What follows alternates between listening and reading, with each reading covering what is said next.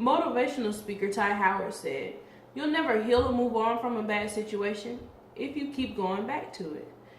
Good evening. My name is Reaghan Green, and I want to share the knowledge that I have learned about domestic violence. On average, 1 in 3 women and 1 in 4 men have been a victim of some form of domestic violence. What is domestic violence, you ask? Domestic violence is the willful intimidation, physical assault, battery, sexual assault, and or other abusive behavior as part of a controlling pattern of power to a significant other. Now, most people think domestic violence is all sexual, but there are different levels in which the abuser will use against the abused that often leads to a physical attack. As revealed by many domestic violence survivors, the abuser first becomes insecure. During this time, they'll question where you're going a lot and why you have on certain clothes, or why your hair and makeup is different. Next, the abuser will start to attack verbally and mentally, meaning they'll say words to humiliate and criticize their partner, and this could be considered a mental disorder. Sometimes they'll do this in public, if not in the home. When this happens, 2 changes can occur. The abused will start to listen and become depressed, or they won't take this treatment, which leads to the last behavior, a physical attack. With the physical attacks, the severity becomes greater over time and can even cause death to the abused or the abuser. Victims of domestic violence do not bring violence upon themselves. They don't always lack self-confidence, charisma, grace, or charm.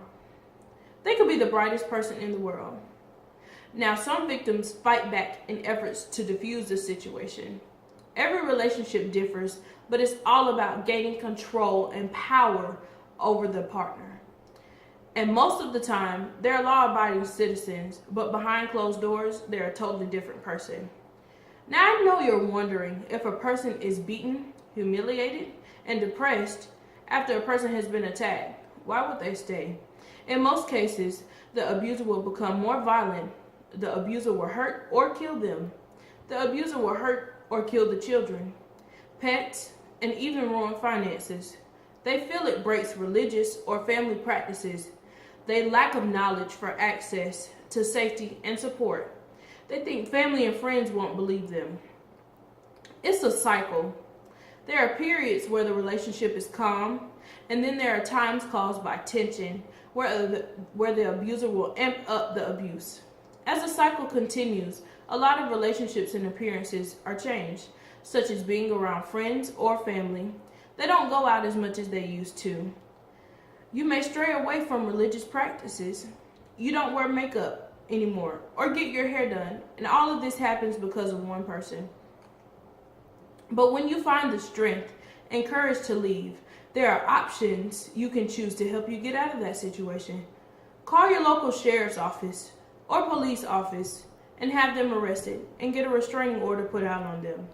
There are hotlines you can call to seek for help. There are shelters for you and your children. Don't be afraid to tell your story because you're not alone.